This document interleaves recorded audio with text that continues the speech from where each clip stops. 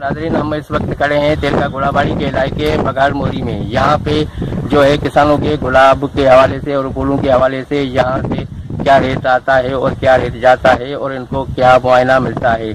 आइए हम इसे बात करते हैं यहाँ के किसानों से। आपका रेट तो हमें जो ना सही नहीं मिलता है। यहाँ से हमारे जो 40 से 50 रुपए किलो मिलता है और जिगर मुल्क में शहरों में लेके जाते हैं व्यापारी, वहाँ पे आप देखो कि 400 से 500 रुपए किलो बिकता है। इसीलिए जो है हम सिंध हुकूमत से ये अपील करते हैं कि खुदारा और भी आबादियाँ होती है उनका रेट बढ़ता है, गिरता है, ऊपर नीचे होता है, लेकिन गुलाब का रेट जो है ना सालों साल 15 सालों से 10-15 सालों से वही रेट रुका हुआ है 40 से 50 रुपए किलो। सिंध हुकूमत से हम यही अपील करते हैं कि इनका भी रेट बढ़ाओ ताकि हमारा जो है ना गुजर सही हो सके। नाज़रीन, आपने सुना यहाँ के जो इलाके के किसानों ने कहा कि हमारे को गुलाब का रेट कम मिलता है, वो 40 से 50 रुपया किलो गुलाब जाता है। कैमरा टीम के साथ मलक मंजूर, राज न्यूज, घोड़ाबाड़ी।